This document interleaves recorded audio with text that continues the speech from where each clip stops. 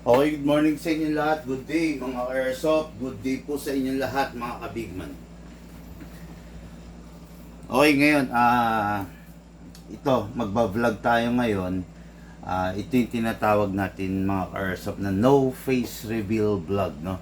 Ano to, isa to sa mga pakulo natin, isa to sa mga ginagawa natin para makapagbigay tayo ng guide sa ating mga car-airsoft, no? Different topics dinidiscuss natin, different units ipinapakita natin, hinihimay natin dito. Yun ang nagaganap dito sa no face reveal vlog, no? Came from the word itself, no face reveal muna. So lahat nakafocus yung item doon sa yung camera doon sa item na itinuturo natin. Okay? Yan, ngayon, no face reveal vlog, brought to you by, syempre, ang inyong lingkod, Bigman. Okay? Yan, ngayon, start natin to, itong vlog na to. Ngayon, ang main topic natin, mga Airsoft, is the GBBR, yung gas blowback rifle, no? Ano ba talaga yung meron siya? Ano yung tama? Saan tama na mini-maintain, nilalagyan ng oil, at ano-ano yung nasa loob niya. Okay? Kung matatandaan nyo, yung mga AEG, kung tawagin, meron tinatawag na gearbox. Ang tanong, meron rin ba itong si GBBR? Yan yung malalaman ninyo, yan yung bibigyan natin ng kasagutan sa ngayon. Okay? First, introduce ko muna, ito yung magazine ng GBBR. Okay, makikita nyo, sealed type yan, tulad din ng mga pistol, meron siyang output valve, and meron ding inlet valve dito sa ilalim. Okay, yan. Kitang-kita naman, di ba? Yan, no? Merong inlet valve at merong output valve. Yan, okay, no? Sealed type siya, wala siya yung tulad ng AEG. Ito naman yung example ng sa AEG. Ito. Makikita nyo, merong opening dito, bukasan. Diyan ibinubuhos yung bala. Okay? Yan. Tapos meron din kinakamot na gear sa ilalim, ito yung kung tawagin. Dito naman, para yung bala is umangat papunta sa unit. Kabaliktaran yan pagdating sa magazine ng GBBR. Okay? Ang magazine ng GBBR is gumagamit tayo ng reloading stick, kung tawagin. Ito yun. Ito yung reloading stick. Okay? Pag ito, nilagyan mo na ito ng bala, merong numbering yan. Merong 5, 10, and 15. Okay? Ibig sabihin, pag 15 BBs yung malalagay mo sa magazine mo. Okay? Dito mo ilalagay yan. Ihuhulog mo rito. Tapos, itutusok mo rito yan. Okay? Tutusok mo ng ganyan, saka mo itutusok nito. Yan. Yan, ibababa mong ganon, di ba? Pero for now, hindi muna natin lalagyan ng bala. Okay? Makikita nyo rin, wala rin siyang opening dito sa ibabaw. Wala rin siyang gear na kinakamot. Okay? Kasi, all the way to, spring to. Taas ko lang konti yung camera ko para hindi tayo mahirapan.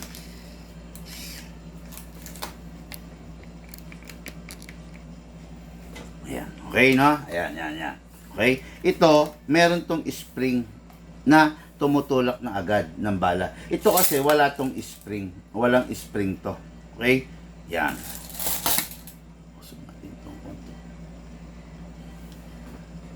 Okay. Sige, start na tayo. So, ito yung magazine ng GBBR. Set aside muna natin. Ito yung reloading stick ng GBBR. Yan yung mga kailangan mo. Okay? Ngayon, papakita ko muna sa inyo. Ito yung tinatawag na bolt. Itong hawak ko, ito yung reinforced bolt na tinatawag. Ito yung upgraded type of bolt na. Okay? Naka-upgrade na to. Ibig sabihin, mas matibay na siya at mas mataas na yung FPS. Okay?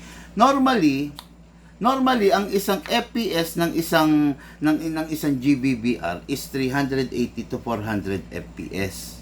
Okay? Pero pag in-upgrade natin ito, nagiging 500 to 520, minsan nagpa 550 FPS. Ito yung upgrade na ginagamit diyan sa GBBR. Okay? Ito. Ngayon, ito rin is isang klase ng upgrade din. Ito kung tawagin ng iba to, hammer set. No? Pero ito, kung tawagin natin to, this is the Fire Control Group, FCG, Fire Control Group, okay? Ito yung nasa loob ng mismong GBBR na i-discuss natin in just a while, okay? Fire Control Group to. Ito yung all stainless and kuha lang akong magnet. Kung tawagin to, all stainless, all steel. Ayan, makikita nyo. Ayan, oh. Ayan. All stainless and all steel na Fire Control Group. Ito yung upgraded version, no? Medyo may kamahalan to kasi itong unit na to is, matibay talaga. Matikas talaga to. Okay? Ayan. Set aside muna natin dyan, syempre, yung mga parts. Ngayon, dadako tayo dun sa unit. Ipapakita ko sa inyo. Okay? This is the GBBR. Yan, gas blowback rifle. Kung tawagin, alisin nga natin ito dito. Dito muna sila. Okay. Yan. This is the GBBR na kung tawagin is gas blowback rifle. Okay. Ano yung tama na sinisilicon oil dyan? Yun yung normally na tinatanong sa akin. Actually, ang tamang sinisilicon oil dyan is yung laman loob. Yun dapat ang malagyan ng silicone oil. Okay? Ngayon, press lang natin to. Itong dalawa na to. Ito, 1. Okay? Number 2, ito. Isusundutin mo lang yan. Okay? Ngayon, sundutin natin. Okay? Sundutin din natin dito. Yan. Okay? Yan. And then, kahit wag na pala muna rito. Dito na lang. Dito na lang. Yan, sundutin natin. Lalabas ngayon to. Ito, mapapansin nyo. Lumawit. Hatakin lang natin yan. Yun. Okay, nahatak na natin. Ayan, mapapansin nyo, di ba? Nahatak na natin. Ngayon, pag nahatak mo na yan, mababali mo na yan. O, yun. Okay? As easy as that. Ayan. Ayan. Okay, nabali na natin, di ba? Ayan na, yan na yung itsura niya. Taas natin konti yung camera. Okay, ayan, dali. Baba ko lang to. Ayan na. Tataas ko lang konti yung camera natin para maliwanag, malinaw.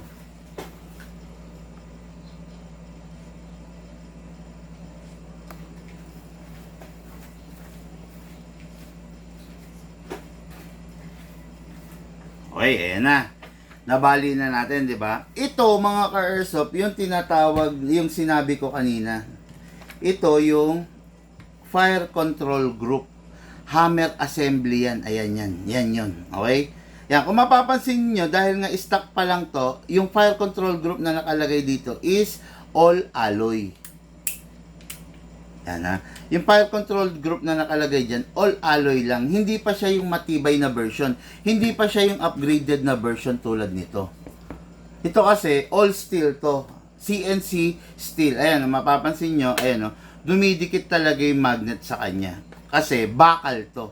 Ito kasi yung nakakabit dito na stock is syempre all alloy lang siya, all alloy lang. Hindi pa siya ganoon katindi, hindi pa ganoon kalakas. Okay? Ngayon, ano ba, normal na tanong to, ano ba yung tamang sinisilicone oil doon sa GBBR? Kasi marami nagtatanong, hindi nila alam. Akala nila kung san-san lang ini-spray yung oil, no? Hindi ganun yan. Okay? Ito, hatakin natin to. Ito, yung charging handle. Hatakin natin. Okay, ayan na. Lalabas na. Ito yung mismong stock niya na bolt. Yan. Okay. Ngayon, kung gusto mo mag-upgrade ng upgraded version, ito stock na bolt to ha. Yan. Ito yung upgraded version. Plug and play lang naman yan. Ilalagay mo lang rin dyan. No? Wala kang kailangang ibang gawin. Plug and play lang yan, tapos tulak. As easy as that. Ganon din yan. Ayan o. Oh. Dali.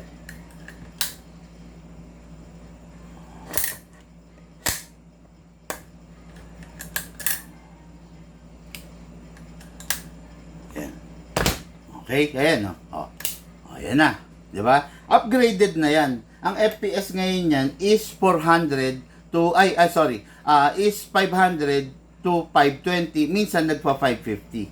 Pero hindi yan ang pinaka main topic natin ngayon, kaya alisin natin muna yan. Okay? Yun. Alisin natin tong upgraded version kasi hindi naman talaga ito ang nakalagay. Ito lang ang ilalagay natin, yung stock version. Ano ba yung kailangang i-silicone oil doon sa unit? Okay, number 1, ang kailangan na padapuan mo ng silicone oil is ito. Ito yung pinaka-release niya. Ito yung pinaka-rail niya kung saan gumugulong yung roller ng bolt. Ito. Ito yan, no? Gumugulong yan dyan. Okay? Kaya hindi pwedeng maganit yan. Itong part na to, ito yung isi-silicone oil mo para itong roller ng bolt is basang-basa siya sa oil. Okay? Yan, ha? Ngayon, paano ba yon? Sige, pakita ko sa inyo, ha? Ang tamang pagsisilicone oil dyan is ganito. Ito. Yun. Diyan mo siya i-sprayan, diyan sa release na yan. Para ito, pag gumugulong tong roller, ayan, suwabe, flawless, di ba? Yung wear and tear na sinasabi, maiiwasan natin, hindi mauubos to. Kasi hindi naman to bakal check natin hindi siya bakal, alloy lang siya. So eventually, kung wala kang silicone oil na ginagamit sa GBBR mo, magagasgas yan hanggang magkaroon ng kanal. Pag nagkaroon na ng kanal yan, may kalug na ang mangyayari dito sa roller mo. Kakalug at kakalug na siya, di ba? Pag may wear and tear na, kakalug at kakalug na yan. So, there's a big possibility na hindi na siya nasa tamang alignment. Kaya, ito yung pinaka silicone oil dyan. Okay, balik natin Balik natin. Yan. Babalik mo lang, ipepwesto mo lang. Madali lang naman yan. Ayaw bumaba. Yun, okay, yan. Naibalik na. Diba? Naibalik na yan dyan. Ngayon, ito, dapat ba silicone oil to, big man? Yes. Ito kasi yung pinaka-bolt niya. Okay? Ngayon, lalagyan natin ng silicone oil yan dito. Pag kasi hindi mo ito kinalas, hindi mo siya malalagyan ng maayos na oil Okay? Yan dito. Ayan. Tsaka dito rin. Yan. Okay. Ngayon, syempre, lalaro-laruin mo yan. Para maging malambot siya, para maging flawless siya. Para lahat ng itinatamaan niyang bakal, maganda ang pinakalaro niya. Okay? Ayan, ganda pa Maganit pa. Kasi syempre, bago to, di ba? Ayan. Yan lang naman yung kailangan mong i-oil dyan. Tapos syempre, medyo laro-laruin mo para ma-spread out yung mismong silicone oil niya. Okay. Ayan Kanina, mahigpit pa siya, pero ngayon, bumabalik na siya. Maganda na yung laro niya. Ayan Yan, medyo gumaganit, no? Pero, eventually, aayos din yan.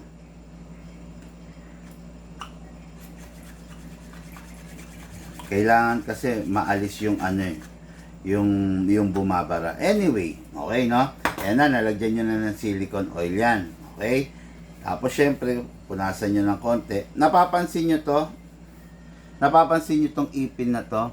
Kailangan to, syempre, meron rin silicone oil to.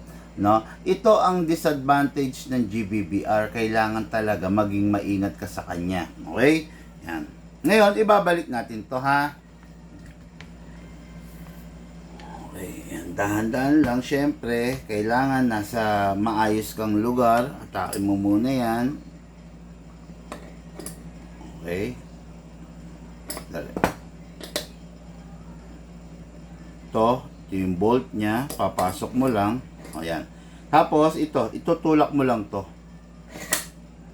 Yun. Okay na yan. Pasok na yan. Okay? Yan. Pasok na yan. Ngayon, yung pinakita ko kanina na part na may ipin, sinasabi ko sa inyo, kailangan lalagyan nyo rin yun. Mamaya, malalaman ninyo. Ayan, pagpasok na yan, okay na, pwede mong sprayan din to. Yan. Para kahit papano, maganda ang laro niya. Di ba? Okay, then, sara mo to. Tapos, ibabalik mo lang tong pin. Ito naman, hindi naman talaga direktang mabubunot May stopper yan. Okay na. Ngayon, ito yung sinasabi ko kaninang may ipin-ipin. Yan. Kailangan, ma-sprayan mo rin yan para hindi magkaroon ng gasgas. Ayan na. As easy as that. Okay? Ngayon, pag kinasa mo siya, diba? Maganda siya, suwabe. Okay? Putok natin. O, yun. Okay? Ngayon, ito na. Dadako naman tayo, tulad doon sa sinabi ko, na itong GBBR is gas blowback. Okay? Lalagyan natin ng hangin. Yung blowback niya, makikita ninyo kung gaano siya kapalag. Kung paano siya pumalag pala. Sorry. Okay? Ang mga GBBR, normally, pwede siya sa 14 kg. Ginawa talaga ang GBBR para sa 14 kg na gas. Ganito.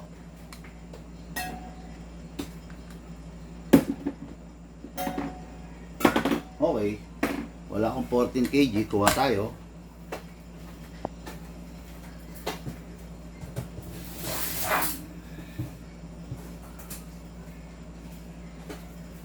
Okay. Yan. Ang GBBR, ginawa siya para sa ganitong yan. Suportado ng 14 kg ang GBBR natin, ang gas blowback rifle. Okay? Ito yung tinatawag natin na 12 kg. Mas mahina to kaysa sa 14 kg kasi ginawa to para sa mga pistol. Ngayon, gagamit na lang muna tayo ng 12. Pero, again, sinasabi ko sa inyo, pag gagamit kayo, gagamitin ninyo number 14 para lumabas yung full potential ng barrel. Para makita nyo kung gaano kalakas yung barrel. Okay? Tabi muna natin itong 14. Gamit tayo ng 12. Ngayon, dito sa magazine, syempre, lalagyan natin.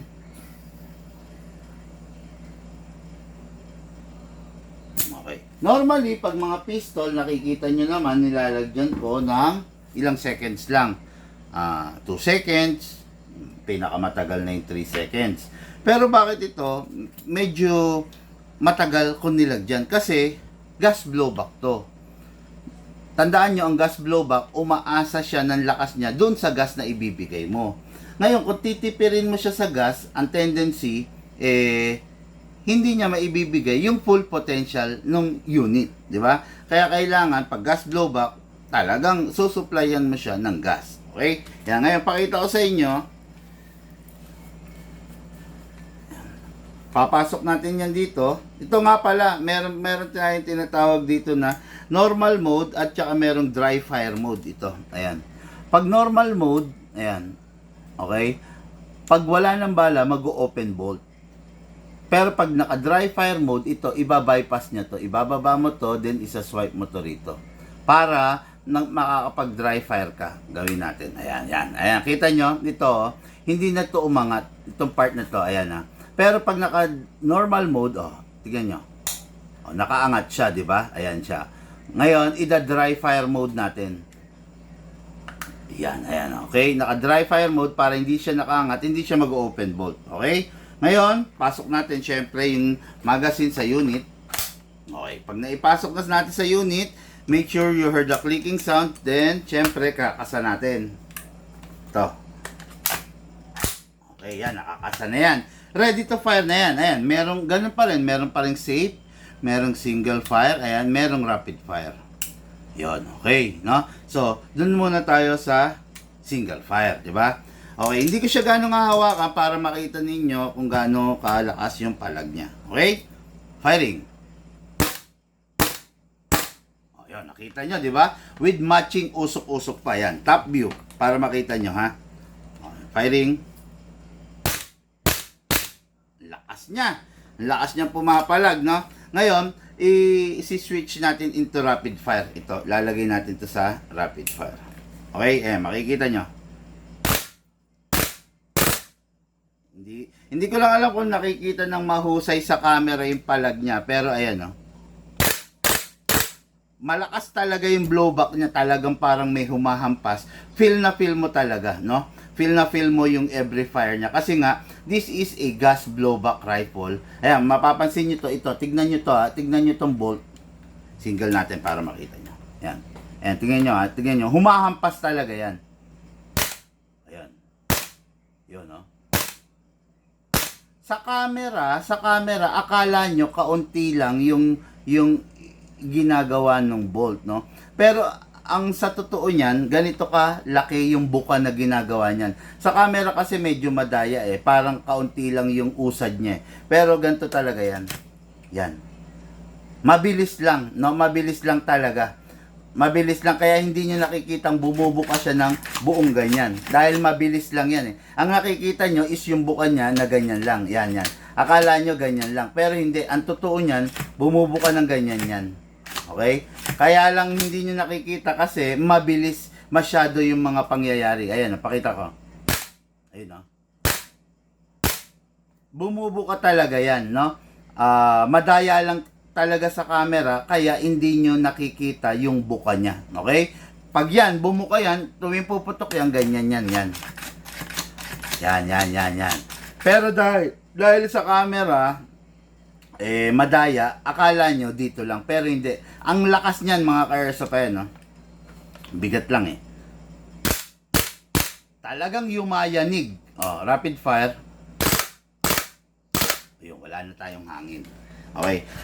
Bakit hindi siya nag-open bolt? Big man, samantalang wala naman siyang bala. Uulitin ko sa inyo, kaya siya hindi nag-open bolt dahil naka dry fire mode siya. Okay? Dry fire mode. Kaya putok lang siya ng putok. Ngayon, ipapakita ko sa inyo, ilalagay natin sa normal mode. Ito.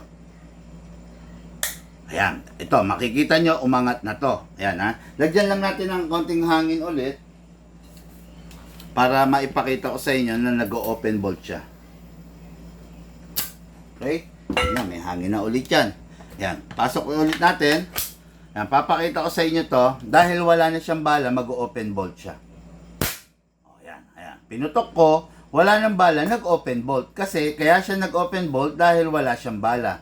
Kanina, naka dry fire mode. Kaya, hindi siya nag-open slide, di ba? Ngayon, pag nag-open slide, meron kayong i-click dito. Ito.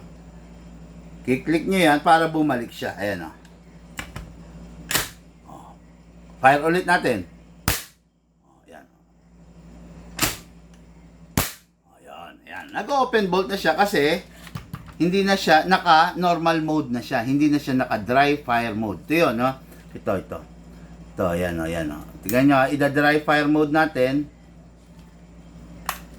O, nakababa siya, di ba? Ayan. Ayan, nakababa yan. O, ayan, o. Kababa. Pag naka-normal mode, to, tataas yan. O, yun. Kita nyo yan? Yan yung nagpapa-open slide sa kanya. Okay? Yan. Dito sa No Face Reveal Vlog, matututo kayo. Dito sa No Face Reveal Vlog, ituturo namin sa inyo kung ano yung mga dapat, no? Ngayon, makita nyo, naglagay tayo ng silicone oil doon sa loob. Medyo kumakatas-katas. Okay lang yan. Pupunasan nyo lang yan. Mas maganda yung ganyan kesa wala siyang oil na karga-karga sa loob kasi eventually may lead sa pagkasira ng unit. Okay? Kaya kailangan gagawin ninyo, yun. Tama ba ako? O, yun, tama naman. Ayun. Kaya kailangan, ang gagawin ninyo is pupunasan ninyo yung unit ninyo. Ayan, makikita nyo, basa siya ng oil, no? Ayan. Normally, ang tinatanong ng mga ka-airsoft, Big Man, kailan ako mag-o-oil ulit? Every putok ko ba? Hindi kayo mag-o-oil every putok. Katulad niyan, basa pa siya ng oil, huwag nyo na muna siyang lalagyan ng oil. Okay na yan, enough na yan, magagamit nyo na yan. Okay? Pag nilagyan nyo kasi ng oil yan, ang tendency, manggigitata lang, tutulo lang. Gamitin nyo na lang na muna ng gamitin, then saka na kayo mag-oil ulit pag napansin nyong tuyo na siya. Ayan, ito, kung hindi nyo nagagamitin, always kailangan isasara nyo yan. Okay? Kasi iniiwasan natin na baka yung unit nyo mapasukan ng mga foreign element, ng mga insekto, ng mga kung ano-ano. So, ang tendency, babara sa nozzle, babara dun sa railing, problema kayo. Okay? Again, before matapos yung video natin, meron akong konting tip sa inyo. Itong unit na to is stock pa. Hindi pa siya naka-reinforced bolt at hindi pa naka-upgraded level up bolt kung tawagin. Okay? Naka-stock pa to. Ang FPS nito is 380 to 400 FPS.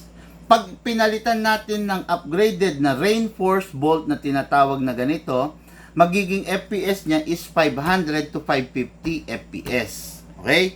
Ngayon, itong bolt na to, sa totoo lang, hindi ko rin talaga isinasuggest kung hindi nyo kayang magpalit nito.